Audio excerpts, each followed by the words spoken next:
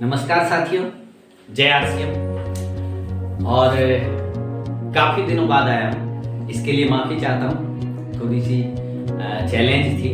मैं नहीं मानता। आज मैं बात करूँगा थोड़ी सी एनिवर्सरी की।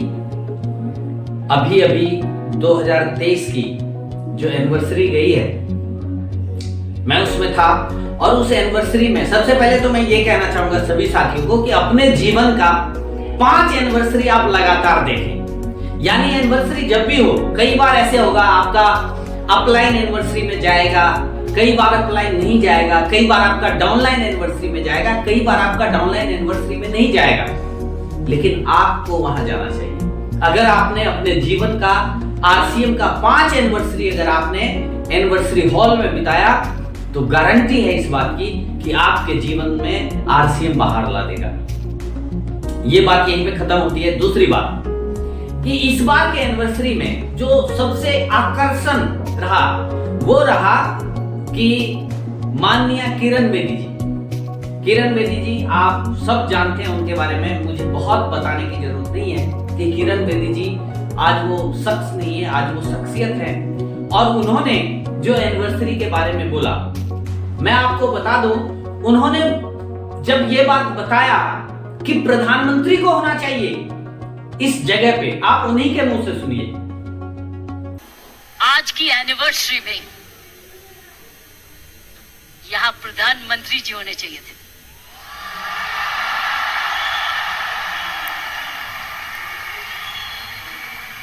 ये तो दृश्य उनके लिए है, ये दृश्य हमारे प्रधानमंत्री जी के लिए है। ये वही दृश्य है जो इतने सालों से वो कहते आ रहे हैं और आपने उनको करके दिखाया।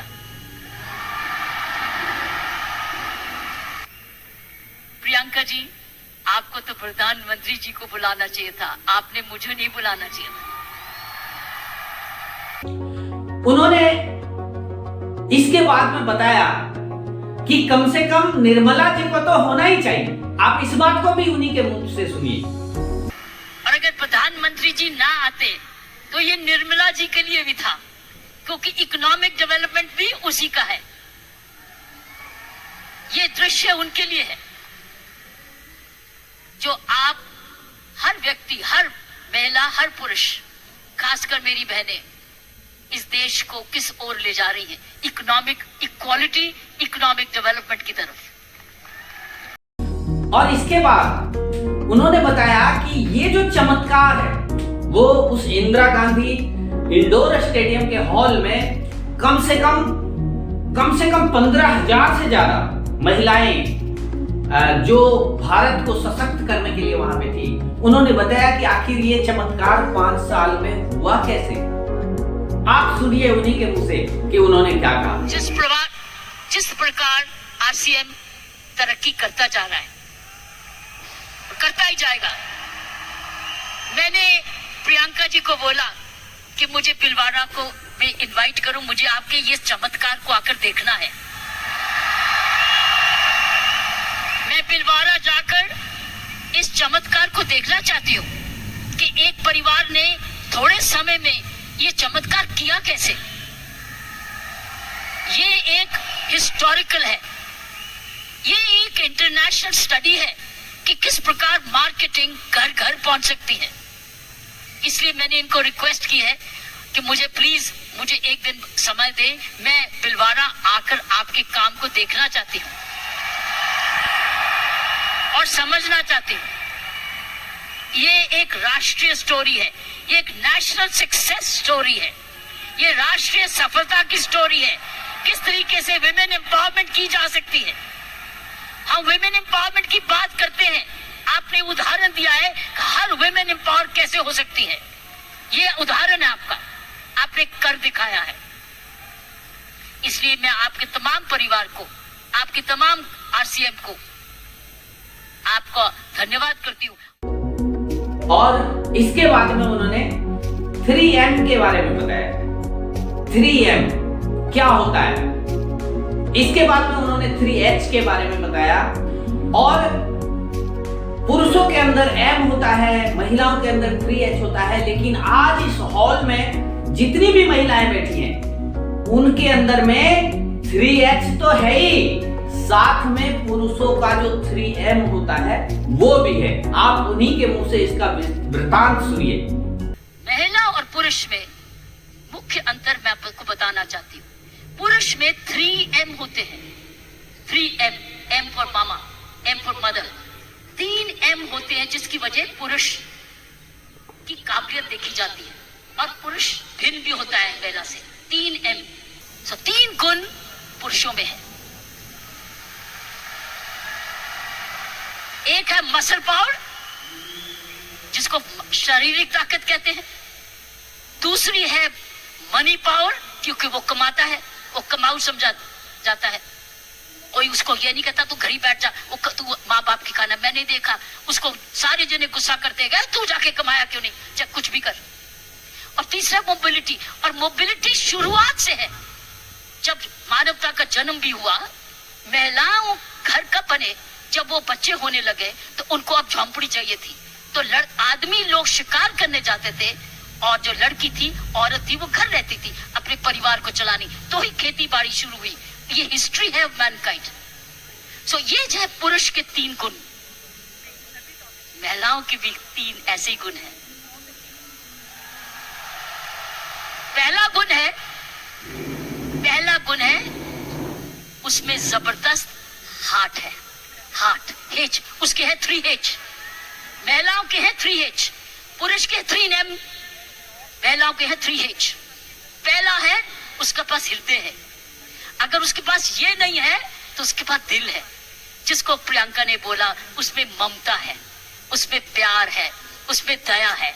इसीलिए जब बच्चे को दर्द होती है तो क्या बोलता है? ये नहीं बोलता डैडी, वो बोलता है माँ। जब दर्द होती है माँ, उसको माँ चाहिए। माँ क्यों? क्योंकि माँ के इधर से निकला है, वो 9 महीने माँ के इधर से निकला है। और फिर जब पहली बार माँ की आंखें खोलता है तो अपनी माँ को देखता है, क्योंकि माँ उसको तुरंत दूध पिलाती है, उसको जीवन देती है। सो पहली हुनर हर औरत का पहला H है उसका हार्ट, जिसमें ममता डालती है। और दूसरा है ह्यूमैनिटी, क्योंकि वो जन्म ना दे तो दुनिया खत्म हो जाएगी। औरत ही जन्म दे सकती है, पुरुष नहीं जन्म देता। उसके पास ह्यूमैनिटी है, उसके पास ह्यूमैनिटी है, उसके पास हार्ट है। और तीसरा H है उसके पास हीलिंग पावर। हीलिंग पावर, सारा नर्सिंग प्रोफेशन किसके हाथ में है? किसके हाथ में है नर्सिंग प्रोफेशन? नर्सिंग, क्योंकि नर्स, आप हमेशा कहते हो महिला नर्स आए, वो आराम से इंजेक्शन लगाएगी, पता नहीं पुरुष कैसे ठोक देगा, लेकिन नर्स जो आएगी बड़े प्यार से लगाएगी। नर्स भी मारती है, लेकिन ये 3 H औरत के हैं। उसके पास हीलिंग पावर है, उसके पास ह्यूमैनिटी है, और उसके पास हार्ट है, दिल है। दिल ममता का भी है, माफी करने का भी है, प्यार करने का भी है, कुर्बानी करने का भी है, दया करने का भी है, कंपैशन करने का, सब कुछ, फॉरगिवनेस भी है। This is the 3H of women, 3H 3M। लेकिन आप बताओ, आप मुझे बताओ, आप क्या 3M नहीं हो चुके? आप 3M नहीं हो चुके? आपके पास स्टेमिना भी आ गया, आपके पास मोबिलिटी भी आ गई, आपके पास मनी भी आ गई, तो अब तो 6 गुना हो गए हो। आप 6 गुना हो गए हो। हर महिला अब 6 गुना हो गई है। अब मोबाइल भी हो, मनी भी है, और स्टेमिना भी है, और साथ साथ आपके पास हार्ट भी है, हीलिंग भी है, ह्यूमैनिटी भी है। आप तो 6 गुना हुए हो। इस मूवमेंट में आप 6 गुना हो गए हो। आप 6 गुना तरक्की कर चुके हो। साथियों, इसके बाद उन्होंने बताया कि RCM और भारत एक ही सिक्के के 2 पहलू। RCM और भारत एक सिक्के के 2 हिस्से हैं। ये छोटी मोटी बात नहीं होती है, थोड़ा सा इसको गहराई से सोचिएगा, कितनी बड़ी बात बोली उन्होंने। और मैं तो कहता हूं कि एक वक्त ऐसा आएगा जब, जैसा कि टीसी जी ने एक गाना बनाया है कि आने वाला कल देखो कैसा होगा जब हर घर में आरसीएम फैला होगा। आने वाला कल देखो कैसा होगा जब हर घर में आरसीएम फैला होगा। और निश्चित रूप से इस बार के एनिवर्सरी में जाने के बाद ये सब कुछ समझ में आ गया। और अब आज इस वीडियो को यहीं पे समाप्त करते हैं कि आप देखिए कि किरण बेदी जी ने कैसे बोला जय आरसीएम। Thank you. मेरे साथ मिलकर बोले जय